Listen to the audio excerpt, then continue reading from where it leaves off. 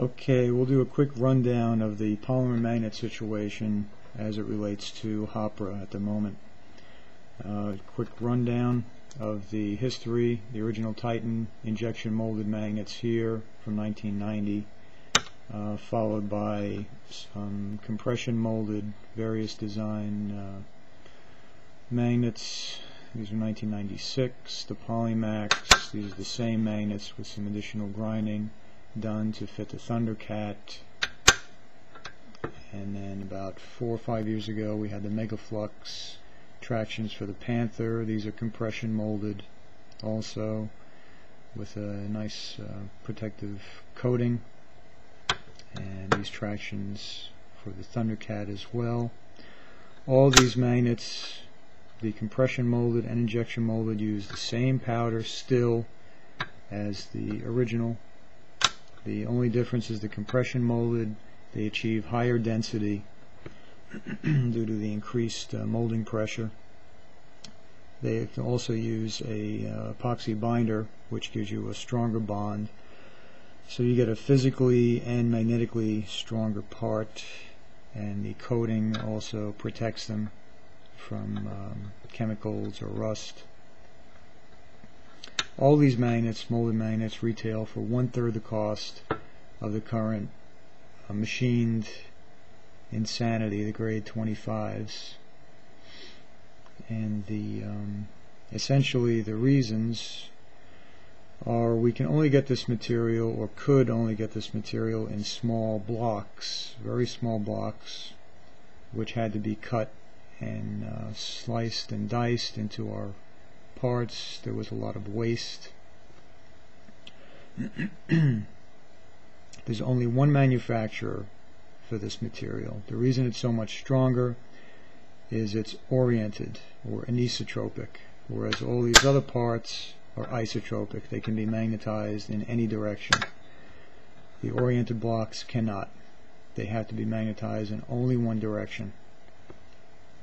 To do that, they have to mold these blocks within a very strong magnetic field. It's a very tricky process, and evidently only one company has been able to really get it perfected. And they've advanced from grade 15 in a few years to grade 19, as we know, then 23, and now 25. The problem that we face in the HO world is that this manufacturer, their goal is to run high production.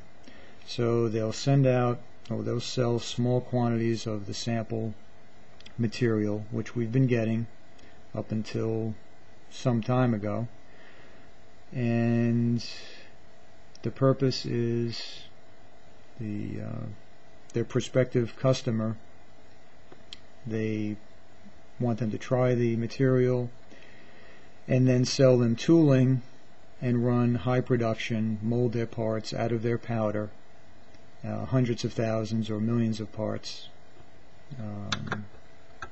For example, the automotive industry is a large customer.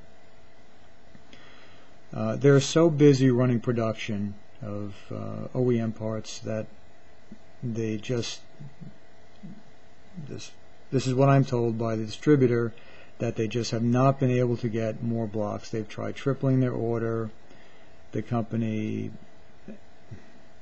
just is very, very slow to even respond to emails.